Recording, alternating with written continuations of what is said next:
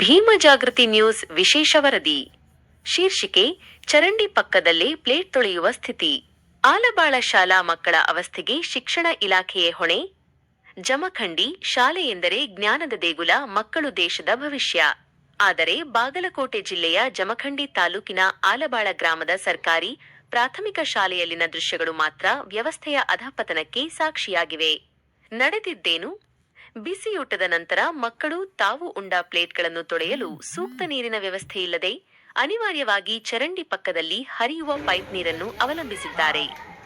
ಗಲೀಜು ಹರಿಯುವ ಜಾಗದಲ್ಲೇ ಮಕ್ಕಳು ಕುಳಿತು ಪ್ಲೇಟ್ ತೊಳೆಯುತ್ತಿರುವ ದೃಶ್ಯ ಸಾರ್ವಜನಿಕರ ಆಕ್ರೋಶಕ್ಕೆ ಕಾರಣವಾಗಿದೆ.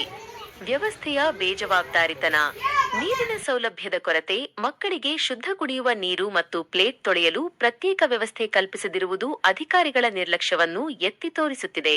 ಆಡಳಿತ ಮಂಡಳಿಯ ಮೌನ, ಶಾಲಾ ಸುಧಾರಣಾ ಸಮಿತಿ, ಎಸ್ಡಿಎಂಸಿ ಹಾಗೂ ಶಿಕ್ಷಕರು ಈ ಬಗ್ಗೆ ಯಾವುದೇ ಕ್ರಮ ಕೈಗೊಳ್ಳದಿರುವುದು ಪೋಷಕರ ಆತಂಕಕ್ಕೆ ಕಾರಣವಾಗಿದೆ.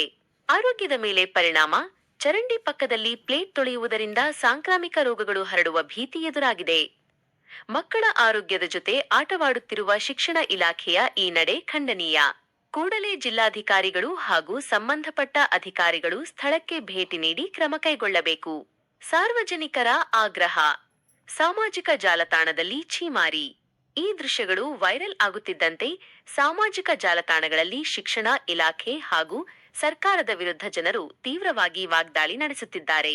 ಅಕ್ಷರ ದಾಸೋಹ ದ ಹೆಸರಿನಲ್ಲಿ ಮಕ್ಕಳಿಗೆ ಕನಿಷ್ಠ ಸೌಲಭ್ಯ ನೀಡದಿದ್ದ ಮೇಲೆ ಶಾಲೆಗಳು ಏಕೆ ಇರಬೇಕು ಎಂದು ಪ್ರಶ್ನಿಸುತ್ತಿದ್ದಾರೆ.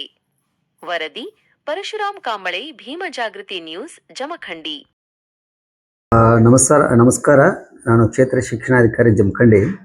ಇವತ್ತು ಸರ್ಕಾರಿ ಹಿರಿಯ ಪ್ರಾಥಮಿಕ ಶಾಲೆಗೆ ಸಂಬಂಧಪಟ್ಟಂತೆ ಏನು ಫೋಟೋಗಳು ಹರಿದಾಡಿದವು, ಮಕ್ಕಳು ಪ್ಲೇಟ್ ತೊಳೆದಿದ್ರ ಬಗ್ಗೆ ಆ ಕುರಿತು ನಮಗೆ ಸಾರ್ವಜನಿಕರಿಂದ ದೂರು ಬಂದಿದೆ. ಅದಕ್ಕಾಗಿ ನಾವು ಶಿಕ್ಷಣ ಸಂಯೋಜಕರನ್ನು ಅದಕ್ಕೆ ಪರಿಶೀಲನೆಗಾಗಿ ತಂಡ ಕಳಿಸಿಕೊಟ್ಟಿದ್ದು. ಆ ತಂಡದ ವರದಿ ಪ್ರಕಾರ ಹಾಗೂ ಮುಖ್ಯೋಪಾಧ್ಯಾಯರ ಜೊತೆಗೆ ನಾನು ಫೋನ್ನಲ್ಲಿ ಮಾತನಾಡಿದ್ದೇನೆ. ಮಕ್ಕಳು ಪ್ಲೇಟ್ ಹಿಡ್ಕೊಂಡಿರ್ತಕ್ಕಂಥದ್ದು ಮೇಲ್ನೋಟಕ್ಕೆ ಏನು ಕಂಡು ಬರ್ತಾ ಇದೆ, ಅದು ಕೊಳಚೆ ನೀರಿನಿಂದ ತೊಳಿತಕ್ಕಂಥದ್ದಲ್ಲ. ಅದೇ ಕೊಳಚೆ ನೀರಿಗೆ ಒಂದು ನಮ್ಮದು ಫಿಲ್ಟರ್ ನೀರದ್ದು ಪೈಪ್ಲೈನ್ ಕನೆಕ್ಷನ್ ಆಗಿದೆ. ಆ ಫಿಲ್ಟರ್ ನೀರಿನಿಂದ ಮಕ್ಕಳು ಪ್ಲೇಟನ್ನು ತೊಳಿತಾ ಇದ್ದಾರೆ. ಅದು ಮೊದಲನೇದಾಗಿ ಕೊಳಚೆ ನೀರಲ್ಲಿ ತೊಳಿಬಾರ್ದು ಅಂತಕ್ಕಂಥದ್ದು. ಮತ್ತು ಅದು ಫಿಲ್ಟರ್ ನೀರೇನು ವೇಸ್ಟೇಜ್ ಬರ್ತದೆ ಅದರಲ್ಲೂ ಕೂಡ ಪ್ಲೇಟನ್ನು ತೊಳಿಬಾರ್ದು. ಅದಕ್ಕಾಗಿ ನಾವು ಏನು ಮಾಡಿದ್ವಿ ಅಂತಂದರೆ, ಇದು ಮುಖ್ಯೋಪಾಧ್ಯಾಯ ಒಂದು ಕರ್ತವ್ಯ ನಿರ್ಲಕ್ಷ್ಯ ಅಂತ ತಿಳಿದು ಅವರಿಗೆ ಈಗಾಗಲೇ ನಾವು ಕಾರಣ ಕೇಳಿ ನೋಟಿಸನ್ನು ಇಶ್ಯೂ ಮಾಡಿದ್ದೇವೆ ಅವರಿಗೆ. ಆಮೇಲೆ ಅದು ಏನು ಈಗ ಅಸ್ತವ್ಯಸ್ತ ಇದೆ, ಅದು ನಮ್ಮ ಶಾಲಾ ಕಾಂಪೌಂಡ್ ಹೊರಗಡೆ ಇದೆ. ಕಾಂಪೌಂಡ್ ಹೊರಗಡೆ ಇರೋದ್ರಿಂದ ನಾವು ಗ್ರಾಮ ಪಂಚಾಯತಿ ಜೊತೆಗೆ ಸಂಪರ್ಕ ಮಾಡಿ ಅದನ್ನು ಪೈಪ್ಲೈನನ್ನು ಕ್ಲೋಸ್ ಮಾಡಲಿಕ್ಕೆ ಕೂಡ ನಾವು ಲೆಟರನ್ನು ಬರ್ಕೊಂಡಿದ್ದೀವಿ. ಅವ್ರು ಕ್ಲೋಸ್ ಮಾಡಿದರೆ ಸರಿ, ಕ್ಲೋಸ್ ಮಾಡದಿದ್ದರೆ ನಾವು ಶಾಲಾ ಅನುದಾನದಲ್ಲಿ ಅದನ್ನು ಸರಿಪಡಿಸ್ಕೊಳ್ತೀವಿ.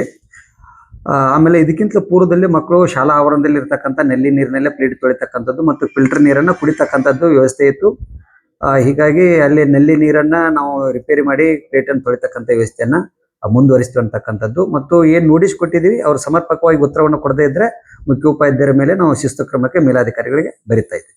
Thank you.